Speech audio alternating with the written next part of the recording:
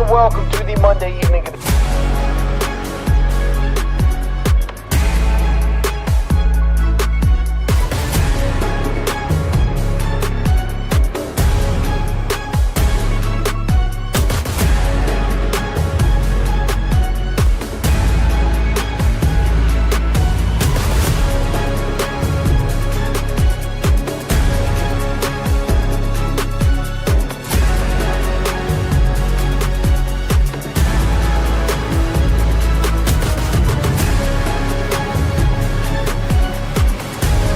You love ball like I do.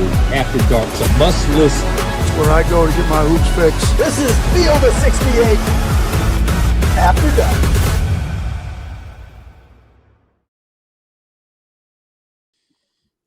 Welcome in to Field of 68 After Dark, Sunday, January 26th edition of the show. If you're just joining us now that NFL has wrapped up, we appreciate you being here with us. I don't know, fellas, if the college basketball slate quite met the NFL playoffs today, but there was a little bit of drama. There's a little bit of drama today in college basketball, and we'll get into that today on the show. I'm John Martin, joined tonight by North Carolina legend Tyler Hansbrough, Sports Illustrated's Kevin Sweeney. A lot to get to on the show today. Again, a lighter slate, but certainly some relevant outcomes. And let's start with what we saw a little bit today, boys, in the Big Ten. Maryland gets a nice road win thanks to Rodney Rice making the three there with 7 seconds left. And look, there's sort of two sides of this conversation, right? You have the Maryland piece and then you have the Indiana piece. But Kevin, let's start with this Maryland team.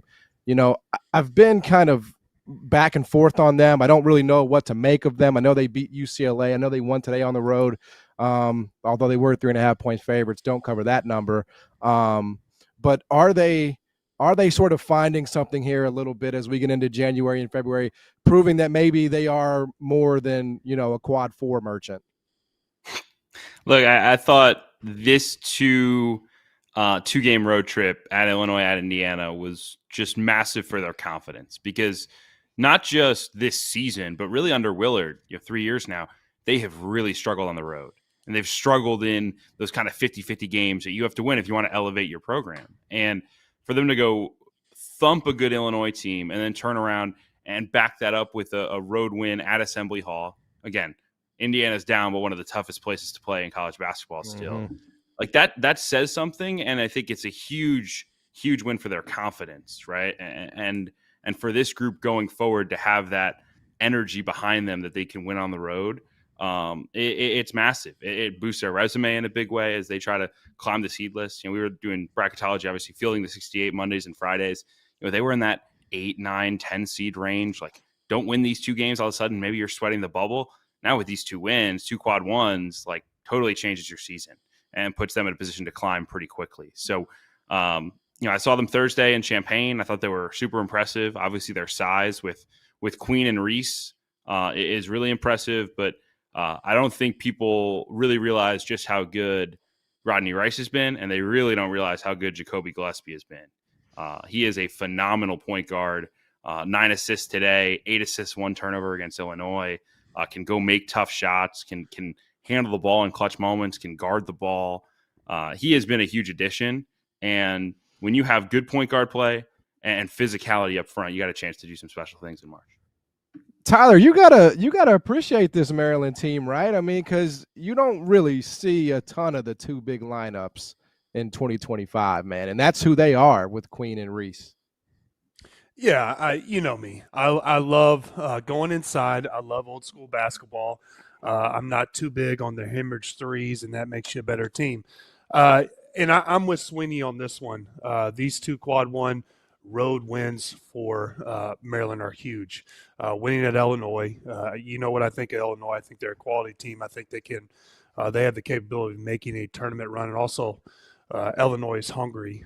They weren't, they just lost a couple in a row. They lost the game before, and then Maryland comes in there and wins that, and then goes to Assembly Hall. Now, I will say Indiana, they're one of those teams where they were desperate for a win. I think they've lost the last 4 or 5 maybe prior to this game. So their fans are hungry. The atmosphere was ready for a win. They got the best of Indiana, in my opinion. I felt like Indiana kind of threw everything at them because they were a little bit in panic mode, and it says a lot about Maryland. This Indiana team, Kevin. I mean, obviously we know what would be being said on this network if Jeff Goodman was working today. Thankfully, we've given him the night off. I'm a little conflicted. Obviously, it's a home loss. Maybe the fact that they were 3.5-point home underdogs probably says everything you need to know about this Indiana team.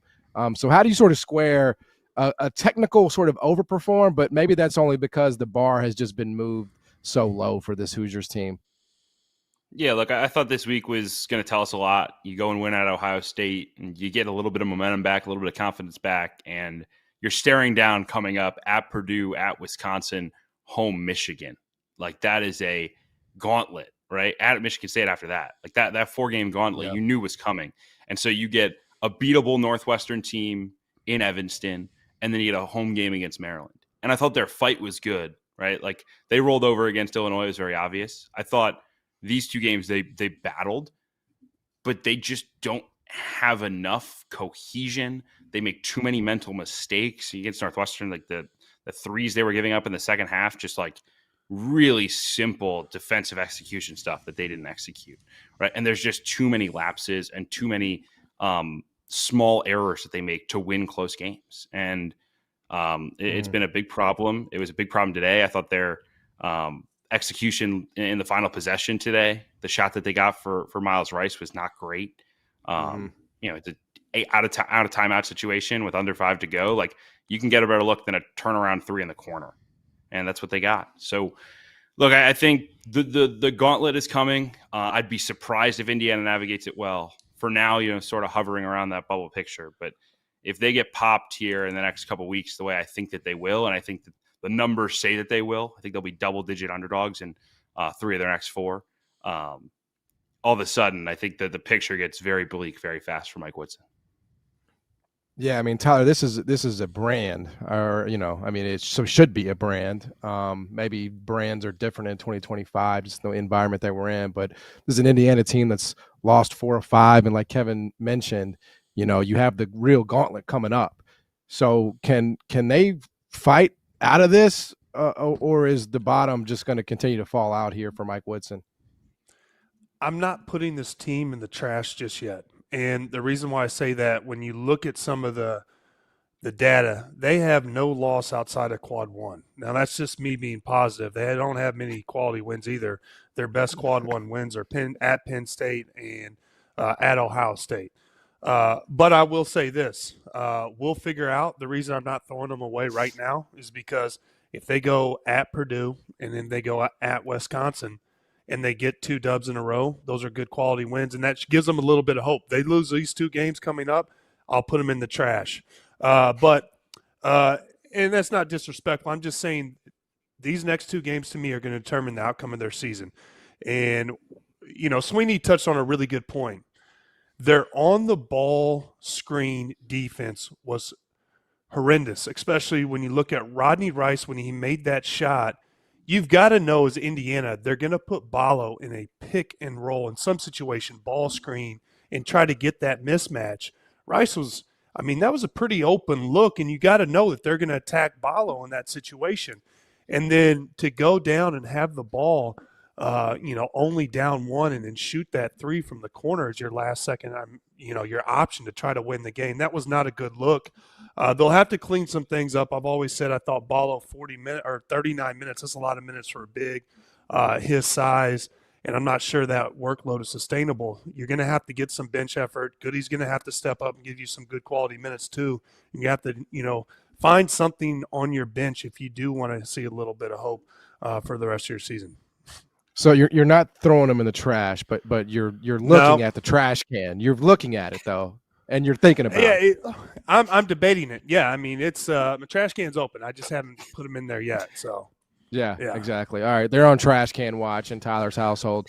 All right, moving around the Big Ten.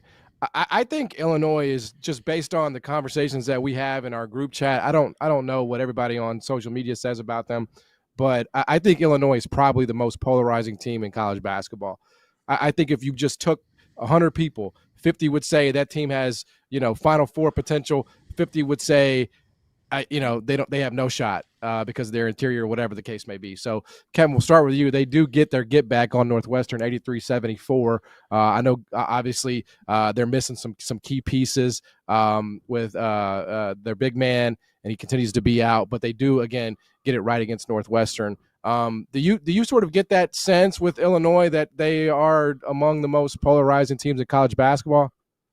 Yeah, I think they are, and the numbers sort of back that up. I know Jeff Borzella tweeted the other day that Illinois is the first team in the history of the AP poll to have a 20-point road win over a ranked opponent and a 20-point home loss as a ranked team in the same season. That's a very specific stat, right? But it tells you something. Like that when they're good, they're really good, and I do believe that the best version of Illinois is a team that can at least go to a Final Four. Maybe not win a national championship, but the best version of Illinois is up there with the best teams in the country because their point guard play is phenomenal with Yakashonis. They can space the floor with their bigs, with a Vicic who's now down with the mono, and then obviously Ben Hummerkaus who can really space it at that 4 spot, right? They're just so dangerous offensively, and for the most part, they've been pretty good defensively despite being a little soft on the interior. Now, when you play Maryland and you're facing one of the most daunting front courts in the country, that's already a problem. And now you sideline a Vicic, who's the captain of their defense, the guy that is huge for communication. He's their biggest player at over 7 feet tall and can wall up. That was too much to overcome, and they just got destroyed in the paint. I mean, I have not witnessed a game like that for a team that you would consider elite, right? If you believe Illinois is in the elite tier of college basketball teams this year, it's hard to square that with watching what they did Thursday night against Maryland. But again, when you turn them on against Oregon, you turn them on today, and their effort is so high, and their guards are making plays. Like Boswell was terrific today. Kasparis Yakashonis was big time in ball screens. When those guys are at their best, man, watch out. It's just how often are we getting that version of Illinois? Yeah, I think, I mean, again, I don't have the data in front of me, but I think a lot of it probably is a function of their 3-point shooting sort of variance tendencies. And so when and they get good action, it's all good. It's not oh, we're just going to shoot 7 seconds or less here, but it does kind of leave you susceptible to when those shots aren't falling. Tyler, where do you sit with this Illinois team? Yeah, I do. I like Illinois, and I'm with Sweeney. I think they can go to a Final Four. I think they have that capability. The big reason for that, in my belief, is KJ. I think he's a freshman that's continuing to get better and better. He's not a traditional freshman. He's played professional basketball in Europe at the highest level, which is a huge deal. That's a very competitive league. So I like his ability. Boswell did have a big game. I think they find different players that can kind of give you different, they can do different things at different times. I think they've had guys that step up in different games and just had big games. I think they have multiple options. Today in particular, they dominated the rebounds. They out-rebounded, Northwestern 50-27, and that's a big deal. And, you look at some of the data, they're the number 2 rebounding team in the country. And I think that's a huge deal. Anytime you rebound like that and you have a kid like KJ, I think you're going to have, it's going to put you in situations to always give yourself a chance to win. And I do believe as the season goes on, KJ is going to continue to get better and better. So, Sweeney, with a Vicic, is it, one of those, is it real mono or is it like mono? I mean, how are we classifying this? I'm not speculating beyond the fact that Brad Underwood said he was sick as a dog when he played on Sunday against Michigan State last week. Got worse Monday, Tuesday, sat Wednesday, was not close to playing today. So it sounds like this is going to be a longer-term thing that they have to work through. Obviously, mono can really linger, and that would be the primary concern is even when he does come back, where's his conditioning at? Is he able to play 28, 30 minutes a game? Because that's what they want to do with him. Their offense is so different when he's out there spacing the floor. So, again, we'll see. They need him back. The best version of Illinois certainly involves Tomislav Vicic because of his ability on both ends of the floor. But if nothing else, they need Marez Johnson, who's their backup center, to step up in the meantime. And they got to hope that some of their matchups are good, right? Maryland was the worst possible team to play. Northwestern, a team that really doesn't have a post presence. That was a much more manageable matchup to be without Thomas Lafleur. Yeah, I don't think like a coaching staff would tell a fib about an infectious disease, right? I don't believe that, but I do recall a story, it was a decade ago where Memphis was at the Conference USA tournament, and their starting big man showed up with a black eye, and the story from the staff was that he ran into a door walking into film. But what actually ended up happening was his teammate hit him in the face in the hotel because they were playing with water guns, and he told him to stop doing it, and he didn't stop doing it. So he hit him in the face. So that's just why I'm always like, and you hear, around the country, like all these NIL injuries pop up. I'm not saying that's going on there. I obviously have no clue, but I didn't want to follow up and see if you had anything additional there. But yes, I do appreciate also your breakdown of mono. I've never had it, so I don't know. It sounds. I like haven't either, but I've done some research and done some reading. It's big college basketball news. You got to be locked in. WebMD. I was fired up. Tyler, real quick on Northwestern. Any thoughts on them? I mean, they kind of have the same sort of brand that they've always had here under Collins. Kind of plucky. I mean, what's the ceiling here for them? It's to be determined. I mean, are they in the trash can? I don't know. I mean, I just didn't have high expectations for Northwestern coming into the season, to be quite honest. They did beat Illinois at Northwestern. I mean, so they have something there. They've won some big games. It's not like, they can't – they're capable of getting on a roll. Chris Collins has proven himself. So I don't believe right now, though. I'll tell you that. They'll have to prove themselves, and I'll have to watch some more games of them. Yeah.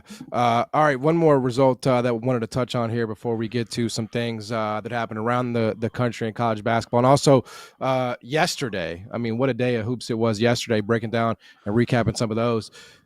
Sweeney, this Wisconsin team, man, like, every time I look up, they're winning. Every time I look up, and I'm not 100% locked into Wisconsin basketball. Like, I've watched them a little bit. I watched them against Rutgers, America's team earlier in the season. But, you look up today, and it was a blowout win against Nebraska. They're sitting there at 16-4. They just keep winning. I mean, how serious are the Badgers? Yeah, they're flying on the radar, and a part of that is their schedule was pretty soft to start Big Ten play, and it will toughen up here in February and into early March. So the bigger tests, at Purdue, Illinois, Oregon, Michigan State, all that's coming down the pike. But hard not to be impressed, right? At some point when you're blowing people out in this conference, such a competitive league, top to bottom, when you're popping a top 50-ish Nebraska team by 28, like, it says something. And when you have guards like John Blackwell and John Tonje, you have a chance to win any game. Like, those two guys give you an opportunity to go toe-to-toe with the best in the country because they can go create their own shot, and they both get to the free throw line at a super high rate. And when you do those two things, and we're going to talk Memphis later, I think very similarly to Memphis with Hunter and Haggerty. It's a little different. Blackwell and Tonje maybe more wings, but the ability to just go get a shot in big moments, it's not very Wisconsin of them, right? You think of the skill and the way they've played the past, but like, at some point for them, it's space and let those two guys make plays. And they are as dangerous as they come. Tonje was phenomenal today with 27, but Blackwell has had his nights here early in Big Ten play, had 28 on the road at USC. So I'm really impressed with this group. And, I don't know if anyone's catching Michigan State. They've got a couple game lead at this point, but if anyone can make the push, I wouldn't be surprised if it's Badgers group. Yeah, on that note, you mentioned it. I mean, looking up at the absolute top, I mean, that's Michigan State. They haven't lost a game in the Big Ten yet. And, I mean, look, as these things go, I would say they probably were flying under the radar coming into the year. But, Tyler, I mean, Tom Izzo has this group in first place in the Big Ten. What do you make of the Spartans and the job that he's done so far this year? Izzo is – he's doing what he does, rebounding, playing hard defense. I will say They are one of the bigger surprises. I mean, 12-game winning streak. Not many people saw them sitting, at the top of the Big Ten or doing what they're doing right now. They're one of the better surprises in college basketball. And big picture Big Ten, when I look at this, the only team, I think Purdue has a capability with Braden Smith and Fletcher Lawyer. I think that they could contend if they get on a win streak. But right now it looks like Michigan State continuing to do what they do, and just buying into Izzo is putting them at top. Yeah, it's kind of crazy to me, Kevin, that they have not lost a game since Memphis and Maui. Like, I didn't come away from that game thinking that this was going to be – I thought they were good. I thought they were solid, 8, 9, 10 seed like they usually are. But, this team, what makes them different, I guess, would be the question. What makes this Michigan State different than the last few years? I think their depth is really, really good. I think one of the things that made them struggle early in the year was they were very much finding their roles. They have 10 guys, all of them playing kind of similar minutes. And I think it took a while for Izzo to figure out which lineups really meshed well. But he's done a phenomenal job of pushing the right buttons here in the last month and a half. And, I think their depth is such a powerful weapon in a league like this that's so rough and tumble, that's so physical. Like, I worry with Purdue, do they take too many body blows throughout the regular season to win it over 20 games? I think Michigan State's going to enter March the freshest of any of these Big Ten teams, which is absolutely huge. They've stayed healthy, which is big. And their bench guys just really embrace their roles, right? I thought Cohen Carr's energy against Rutgers on Saturday was phenomenal. The job he did guarding Ace Bailey was tremendous. He was really good offensively, which, he's a guy who's so dynamic in transition, but continues to kind of add some stuff to his game. So to have someone like him coming off your bench, to have Jace Richardson, who might be their most talented player, coming off their bench, that's such a luxury. And I think it becomes easy to buy into this group when you see the depth and the different guys who can step up on different nights. Tyler, there's a lot of time left, obviously. We got a whole season still to play out. But when you sort of look at, Sweeney mentioned maybe it's Wisconsin. I'd like to believe, Michigan, but man, I am so turned off by what I saw inside Mac the other day. That was absolutely disgusting. So is it just Purdue? Is Illinois capable of making a run at this thing? They're already sitting there with 4 losses. Who's the best chance to push Michigan State in this league? Yeah, Illinois is taking a few losses. Regardless of what you just said about Michigan, I do like Vlad Golden. I like Wolf. I think those two kids, they have unbelievable chemistry. When you have a guy the size of Wolf, 7 foot, and then you have him and Golden have great pick and roll chemistry, and it's unbelievable the way they find each other. I still think that Michigan would be the team that I would point to if they're not gonna, if I'm looking for somebody to knock off Michigan State. I believe in Michigan more than I would believe in Wisconsin at this point. Yeah.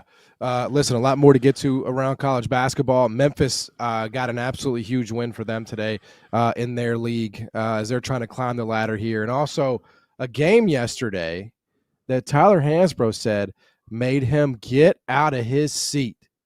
He got out of it. He says he doesn't do that, but he got out of his seat for this one. We'll talk about it when we get back. You're watching Field of 68 After Dark. If you haven't heard by now, we have partnered with BetMGM for the season. We'll be using BetMGM lines to make all of our picks, and we'll have special offers for the listeners and the viewers. Download the BetMGM app and sign up using the bonus code FIELD. Deposit at least $10 and place your first wager on any game, and you'll receive up to $1,500 in bonus bets. Go download the BetMGM app and use the code FIELD today. Now that the college basketball season is in full swing, you need to make sure that you have access to the best betting tool on the market, the Rhythm app. Spelled RITHMN, is a data-backed app that uses AI and analytics to identify inefficiencies in betting lines and the player prop market that will allow you, the user, to profit. You can create customized analytics-driven betting models tailored to your personal preferences as a bettor. Users have access to up-to-the-second against-the-spread data. And if you're like me and you understand pictures better than numbers on a screen, Rhythm's internal trend analysis provides you with the kind of graphs that will allow you to evaluate past results and project future performance in a visual way. Every Division I college basketball team is included in the Rhythm's metrics. Free subscribers to the Field of 68 Daily will get 25% off for a Rhythm subscription. Use the QR code on the screen to sign up or download at the link in the description. Welcome back, Field of 68 After Dark here on a Sunday, January 26th edition of the show. I'm John Martin, joined tonight by Kevin Sweeney and Tyler Hansbrough. Around the country, we just talked about the Big Ten at great length. Penny Hardaway has a top 25 ranked Memphis team, and he called this week for his team and his group Separation Week. They've taken a lot of criticism, most of it deserved over the years. Not winning this league, not being super competitive in this league with the most talent. And this was a week he believed that they could kind of show that. And man, the preseason favorite comes in. Andy Kennedy said they're one of the hottest teams in the country, and it was never even close. I mean, Memphis absolutely blew their doors off, Kevin. So is this just what we're going to have to get used to with Memphis? 177 your final there. PJ Haggerty, obviously great, 23-9-6, but are we just going to have to get used to, okay, when the games are actually meaningful to them, we'll get their best, and the rest of it, they're just going to kind of sleepwalk through? Is this just what we're going to have to get used to with them? Yeah, look, I thought this was the needed response, right? Like, there's no question they have not been at their best in conference play. I thought their showing against Wichita on Thursday was ugly. Like, they did not deserve to win that basketball game. Found a way, obviously, but it was not pretty. And I thought today was the Memphis we've seen, the ceiling with Memphis that we've seen, with them flying up and down the floor, with Danger a factor down low, with Haggerty. Like, and again, maybe it is just a motivation thing, and this team can flip the switch. There's very few teams that can effectively kind of turn it on and off as they go. And it seems like Memphis is one of those groups. Yeah. And the hope is that as long as they're up for a game, they look like one of the best teams in the country, because that's certainly what it feels like, right? Like, when Memphis wants to be there, when Memphis wants to be on the court for 40 minutes, they're going to beat just about anyone. Maybe not Auburn, but most of the top of the sport should be on alert. And again, the hope would be we see it more often, but today was a really encouraging sign. Yeah, Penny made a starting lineup change as well. He put Dane Danger back in the starting lineup for Musa Cisse for the first time since November 15th. And I just thought the offense that he gave was really the difference maker there at the beginning of the game. I mean, if you think about what Memphis has done in AAC play, people in Memphis sort of have this PTSD, right? They think about last year where you started 4-0, you beat Wichita by 40 basically at their place, and then you the bottom falls out when you get into the rest of the league. So there's this sort of PTSD. But in the biggest games in this league, which to me were the opener at FAU, which was the first conference game of the season, and then tonight you win by 28 and 23. So Tyler, I would just ask you from a big picture standpoint about Penny Hardaway and just the importance that of this season for him and getting to a tournament run. What have you made of just what he's done this season and the kind of team he's put together? I think he's done an unbelievable job, and he's come on the Field of 68, and he's talked about how he's trying to change some things up. And somebody of his stature and his success, I really respected that. And it's never been that Memphis hasn't shown up against big time opponents. It's that Memphis had a little letdown against teams that they should beat, and they've lost a lot of conference games to teams that they should have beaten while winning big time games. And I do like what Penny has done. He's made some changes. He's still evolving as a college coach, and I really respect him saying that on this network. And, he's going to figure it out. I think, I'm more of a believer now than I am of him, the past year or so. And, the Danger move tonight was a big move. And I think his size and what he does sometimes when he really wants to control the paint interior, that is huge for Memphis. And he is a big post presence.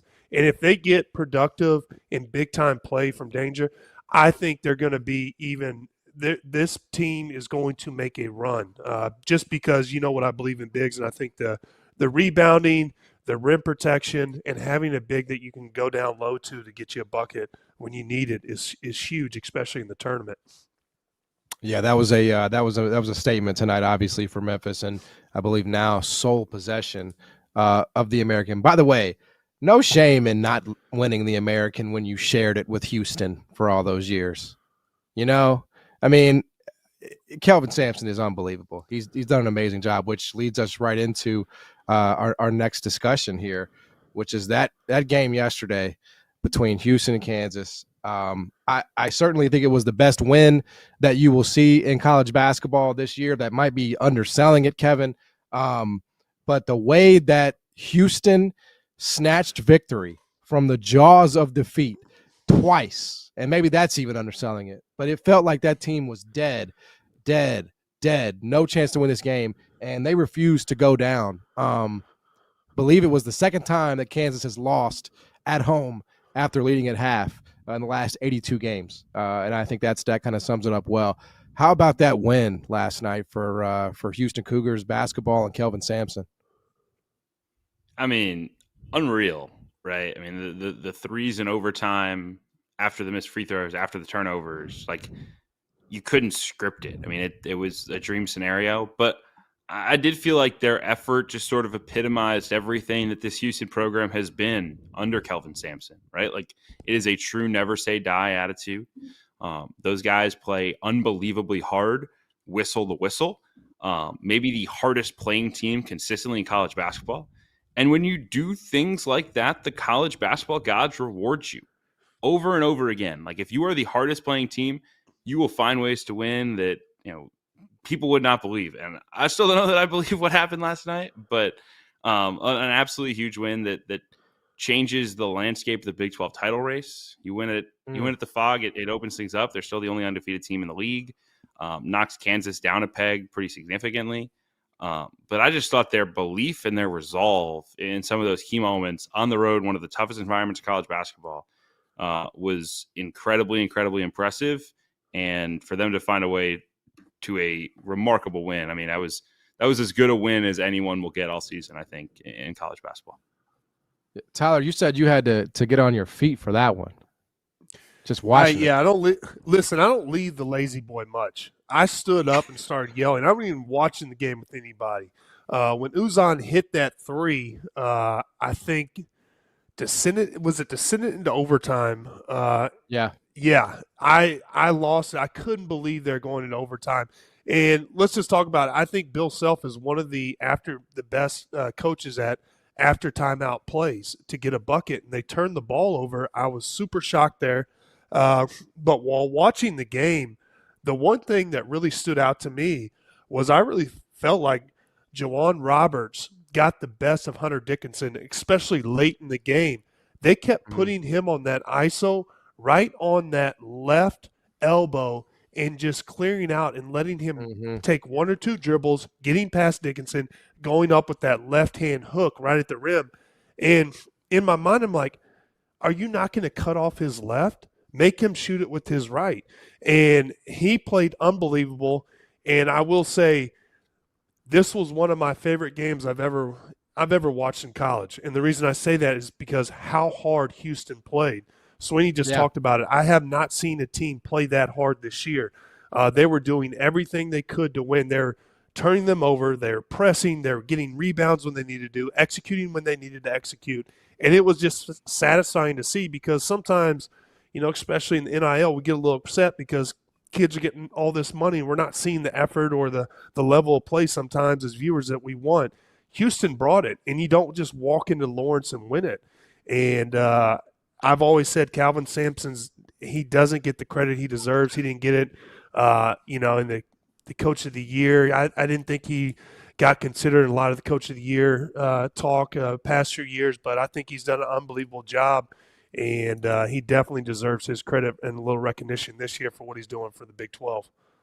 Yeah, I thought it was a great battle between Roberts and Dickinson specifically. Yeah, I mean, you're right. Like Roberts scored the points there at the end, but I got to give Dickinson credit because, I mean, they were just doubling him all day, and he was surgical, man. I mean, he was really slicing them up. He wasn't really able to score, but I mean, the way that Kansas was winning that game was a lot of double team kickouts to Rylan Griffin, who was knocking him down. So I thought Dickinson did as well as he could have done given the circumstances, but there's no question that Roberts got the best of him there at the end with the scoring. Sweeney, there was a discussion, and you talked about it, about how physical and how hard Houston plays, and obviously it's how they win. It's an attribute, it's a trait. Is this a fair statement or not, that the physicality and the toughness and just the reckless abandon that they play with in the regular season catches up with them in March? Is that fair or unfair? I don't think it's so much that their physicality catches up to them, they wear down. I think it's more so that, when you wind up in a close game, Houston just doesn't run a ton offensively. Like, they're not out scheming you on the offensive end. They trust their guys to go get shots and hunt matchups, right? So yesterday, they won a lot of those matchups with Roberts when they needed to down the stretch. And I do think having a guy that they can really score around the rim helps them and change their team, because they haven't really had that the last couple of years. It's been so guard-oriented. But, I think they do kind of settle into iso ball a lot, and that does make it hard in big March possessions when the whistle tightens up and you don't get calls, you don't get to the free throw line as much. Like, I think that's been a challenge for them. Now, I think the thing that could be different this year is, again, the post scoring and then the shooting. I mean, this is one of the best 3-point shooting teams in the country, top 10, almost 40% from deep this season. So if they can make shots from beyond the arc, they can post score it a little bit. And then their point guard play with Uzan continues to emerge, right? 17 points, 9 rebounds, 9 assists, 0 turnovers. That was a huge step for him. And if he is playing at a high level, I think it changes their team in March. Yeah, there's no question about that. On the Kansas front, Tyler, obviously, like, they're not going anywhere. And I thought Badunga's emergence yesterday, he fouls out, and that was obviously a huge loss for them. But it still feels like, even with that loss, their arrow might be pointing up. Like, especially you take that and Rylan Griffin making some big time shots. Yeah, I mean, you bring up a good point. Badunga, I mean, if he can come on, I really think that when they're missing Adams, I think his ceiling is higher, and I think his athleticism and the more experience he gets, he's going to get more comfortable, confident, and he also provides a lot of rim protection. I mean, he is a above the rim player. But I will say this about Kansas. The one area that I am a little bit concerned is I do feel like A.J. Storr can be, provide a little more productivity than he did against Houston. I know he had a bad game, but you've got to get something from him. And you've got, Rylan Griffin came on. If you get him coming off the bench like that, it's just going to add depth to your team. And, listen, I've talked about Bill Self a lot. I really like him. I think he's one of the best in-game adjusting coaches in college basketball. I think he's a great X and O guy. And you're right, Dickinson, he uses him well. Self has always used the bigs well. And I do think that, Dickinson being a fifth-year guy, I put a lot of value in players like him. Yeah, I mean, Kansas is not out of it. This isn't a knock on Kansas. This is more of about me just being stunned that Houston was able to go into Allen Fieldhouse and win the way they did, especially come down, from what they did to win that game. It was just unbelievable. It really was. I'm sure there have been better wins, but in terms of like probabilities and time and what you had to have happen for that, I don't know. I don't know if there's one. We'd have to really do some research here. I think there were some numbers out there. I'll have to back check those. But yeah, that was amazing what the Cougars did last night. And then last game here before we get to some of the best wins and worst losses of the weekend. Johni Broome is back. Johni Broome made his return last night, and then a moment too soon for Auburn as they hold on. It was not a thing of beauty there at Auburn, but they do hold on for the win against Tennessee, 53-51. And Broome kind of came back and did exactly what he does, right? 16-13. What'd you make of it, Sweeney? Broome sort of, getting back in the lineup. It didn't really look like he was hampered by any injury or anything like that. Yeah, I love that the whole narrative was, I don't know if he can play. We'll see if he's okay. This might be coming back too early. And he turns around and he goes for 16, 13, and 4 blocks. Like, that's who Johni Broome is. That's the reason that, he still would be my choice for National Player of the Year. I know Cooper Flag is charging hard for that one.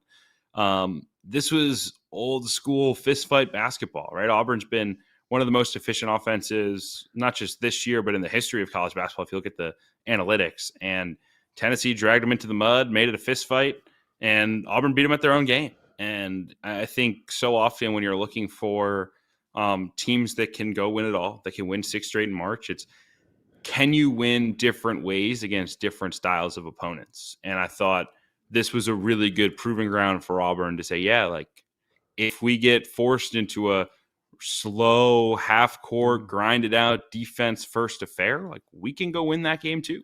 We can score in the 80s and 90s. We can come back on you like they did against Iowa State.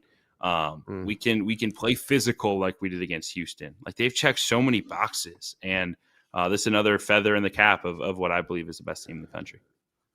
Yeah, I mean, I obviously when it's a National Player of the Year candidate, the expectations are going to be pretty high. But what'd you think of what you saw from Johni last night in that Auburn team, Tyler?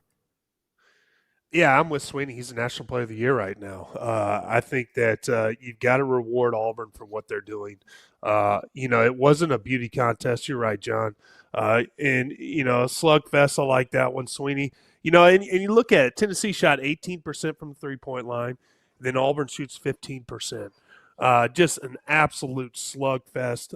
It was an ugly game. I watched it. I didn't think Broome was you make it sound like he was just bouncing out of the gym. I guess I was just hyper aware. I thought he was super effective, but at times I felt like his lift wasn't all there. But he's so long and big, he was able to get 4 blocks. And Auburn just has so many pieces, and they have so much size that they're going to win in multiple different ways. They have so many different weapons. Yeah, that was like, if you're one of those people that's like, no more threes. Well, there you go. You didn't get any. You didn't get any damn threes in this game. You got attempts, but you didn't get any makes. And this is what you get: 53 to 51. Just a real quick note here on Tennessee. I mean, Sweeney, this is the same Tennessee team that went to Florida and scored 40 or whatever it was. I mean, they looked absolutely grotesque on the road at Florida. Much better showing for them in this one. So is there something that's changed with them? Is it just the nature of college basketball? What do you make of the Vols? I think the Florida game has pretty much proven itself to be an outlier with just the way that they've been in other high-level games, right? Like, obviously lost by 1 to Vanderbilt, but it's a bubble team on the road in a huge environment and battled to the end, blew out Georgia. Like, their response from that Florida loss was impressive, and what they were before that Florida game was maybe the best non-Auburn team in the country, dominant. So, I have no real reservations. I felt like offensively, they don't have a ton of options, and I think that hurt them at the end of this game as they were trying to close it out. They're so reliant on Lanier as a shot maker and Ziegler as a shot creator for others. And I do wonder if that catches up to them if Chaz has one of those quiet nights. But, they obviously defend at a super high level. They're big and physical. They've got a great point guard. And Lanier, for his quote-unquote ups and downs, is 42% from 3 and 71 made threes in 20 games, which is just about as good as it gets. So I was impressed with the performance. I know Bruce Pearl said it last night. Like, when your guys come off the floor and you're like, man, that was a damn good team we just beat. That says something, and I think Auburn has tremendous respect for this Tennessee team for good reason. Hey, by the way, nobody goes into Memorial Gymnasium and wins. You don't go to Vandy and expect to win. It's just not it's not happening. It's not happening in 2008. It's not happening in 2025. I don't care if you're Tennessee, if you're Kentucky, you're not going in there and coming out with a win. I don't know what it is, but something's going on inside that building. All right, listen, it was a big weekend of college basketball. When we get back, these guys will weigh in on who had the best win, who had the worst loss, all that and more on the other side. Field of 68 After Dark.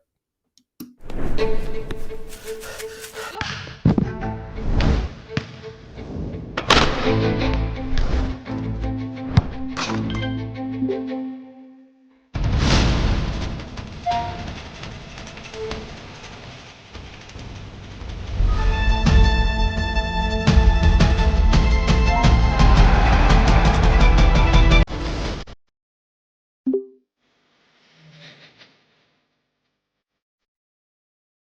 is no sport in America that is more difficult to follow than college basketball.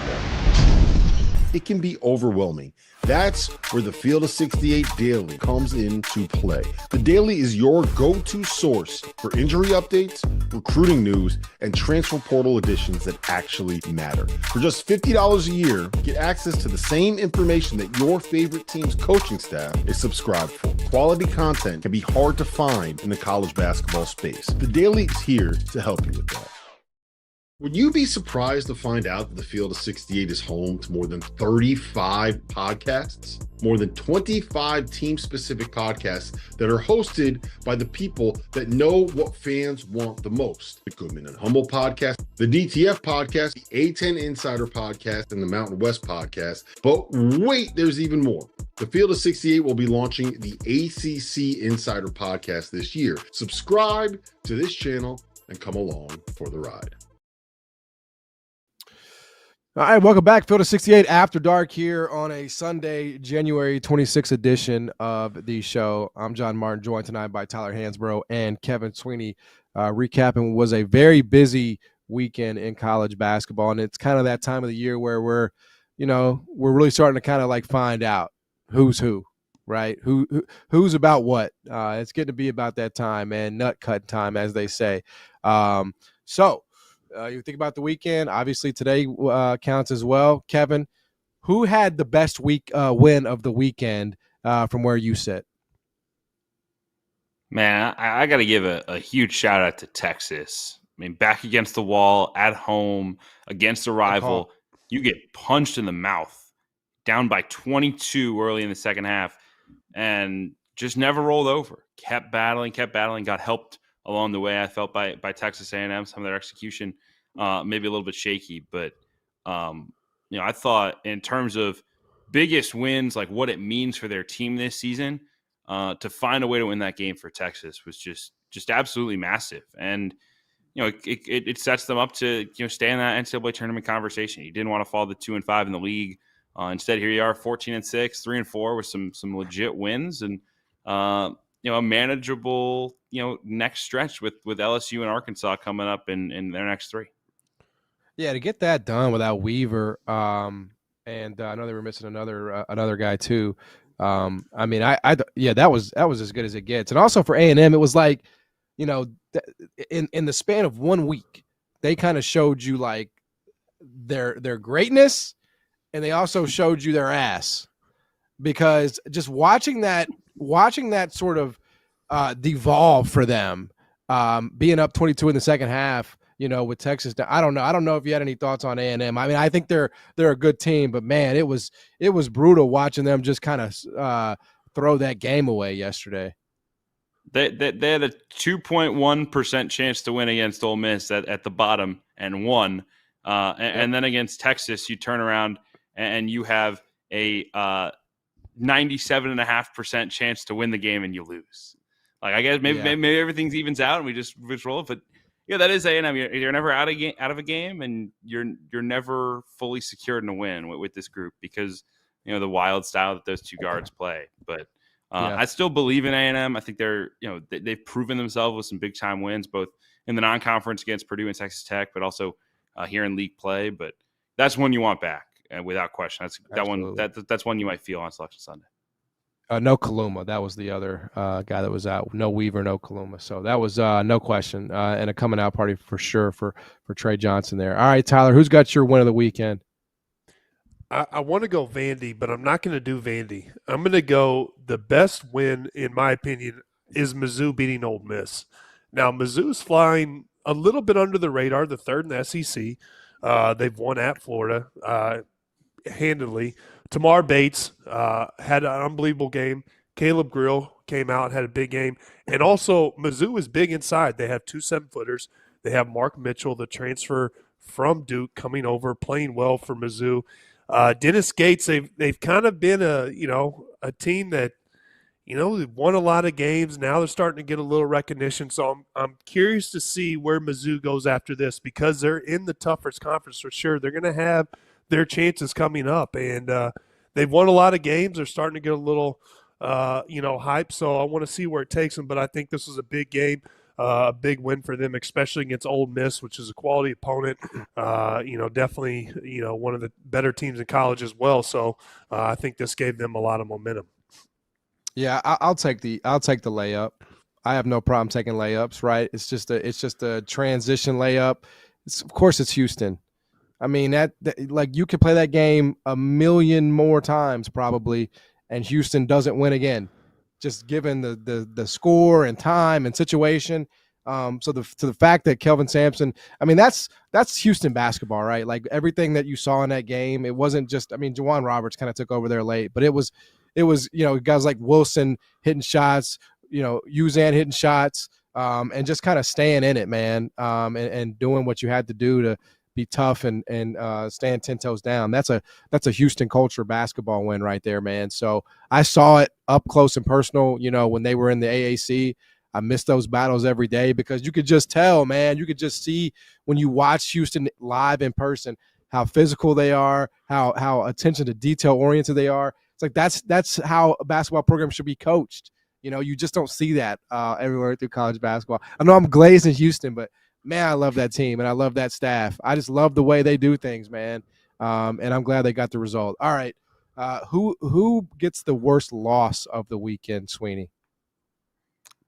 Yeah, I was really underwhelmed by West Virginia. I know it's on the road, but Kansas State has barely had a pulse, and you get punked from the jump down 21-6.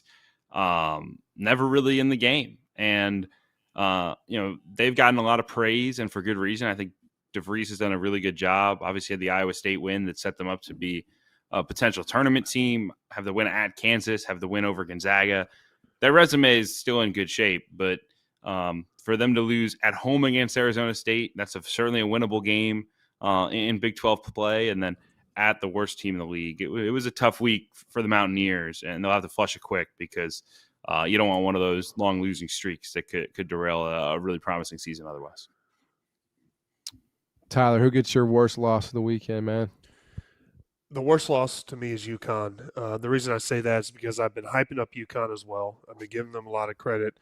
They lose to Xavier, and Alex Caravan fouling out around the 3:30 mark. Late in the game, I think it was 74-72. UConn had a chance to take the lead or tie the game, and they get a shot clock violation. Xavier comes over, capitalizes, and kind of seals the deal.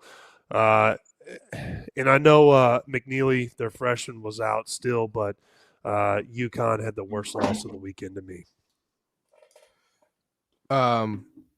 Do you agree with that, Sweeney? Is that a fair one there from old Tyler? I think they were dogs. I mean, not that has to matter. I think it was, it's a tricky game on the road. Xavier's hungry. Xavier's been playing better, but I do think that the concern with UConn is certainly real. Right, this is now the 132nd ranked defense in the country on KenPom. In Big East play, like UConn has been a dominant defense for the better part of the Dan Hurley era, certainly the last 2 years, and they're 8th in the conference in defense in league play. Only Butler, Seton Hall, and DePaul are worse, the bottom feeders. Right, that's really concerning to me. If this is a group that's going to make a run. I still believe that with Hurley on the sideline, you're never out of it. And I think getting McNeely back will be huge because he's one of the best defenders. He's probably their best or second best 3-point shooter. He's a high field guy, and it gets guys who have struggled like Ross on the offensive end, gets them off the floor and keeps them more spaced. But they have been pretty underwhelming here for most of January, if not all of January, really, since New Year's Day against DePaul was the last time I really felt like they played well.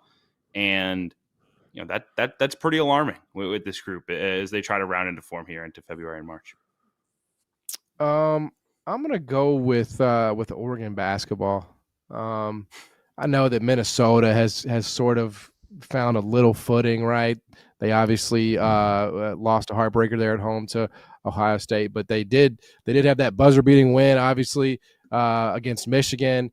And Oregon's coming in as a 4-point favorite. Like it's a susceptible Big Ten, and man, they just got straight up beat, basically wire to wire, against a mediocre Minnesota team. So I kind of thought that the mask got taken off of Oregon this weekend.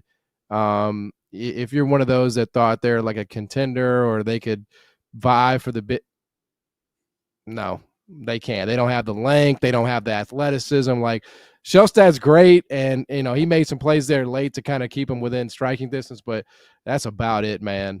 Dana will do a good job just with what he's got, but they're not contenders. And I think losing at Minnesota, in a very winnable game, that kind of showed that. All right, toast of the night, Kevin. Would you like to start us off? You want to start us off with a toast, man? Sure, yeah. I'll toast to Vanderbilt and Mark Byington. First-year coach. I mean, first of all, never been a better time to be at Vanderbilt. You're beating Alabama in football. You're beating Kentucky in basketball. Like, enjoy this year while you have it, because it's probably never going to be this good again. And I say that as a fellow long-suffering school fan here at Northwestern. But, they went out and hired a guy, Mark Byington, that's won everywhere he's been. Did a great job at James Madison, obviously won 32 games. And the culture change has been immediate to go out and believe that you're going to win these games in close moments, right? Like, they got hammered to start the second half by Kentucky. Yep. Took a huge punch. And for them to bounce back the way that they did, I mean, I couldn't have been more impressed. So, they're on their way to the NCAA tournament, maybe even a little bit more than that. They got a really fun team to watch, and to toast to Coach Byington and the Vanderbilt Commodores. Yeah, so, real quick on that, let me drink. It's bad form not to drink. Kevin Stallings kind of had a few years there in like the mid 2000s, right, where they were top 25. They beat Tennessee when they came in there as number one team. Like, what's the ceiling, Kevin, for Vanderbilt basketball in 2025? Like, what should it be? Like, what's it? Is this it?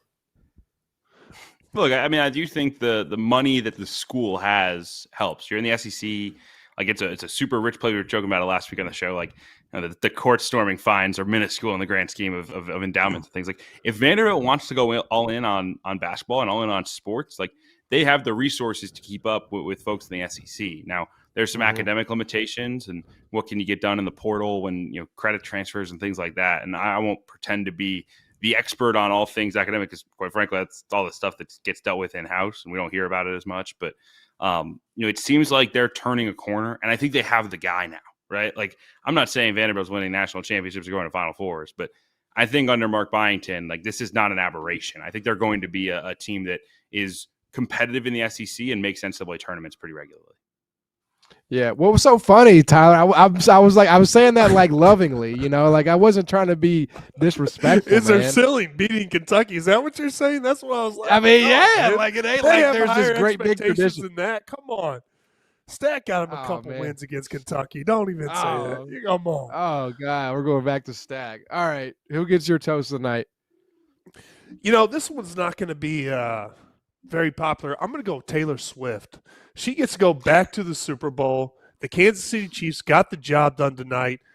Travis Kelce going there, so we get to hear about her again. So Taylor Swift, you're my toast of the night. Congrats. That's big time. I think she could have made it, even if she could have gone, right? If she didn't need the Chiefs to. She has a song with Kendrick Lamar. So she could have found her way on to the, halftime show. It could have been worked out, and she's from Philly. So, by the way, while we're on the subject, are the Chiefs going to do it? Are they going to three-peat? I'm going Chiefs. Yeah, hard to bet against the Chiefs.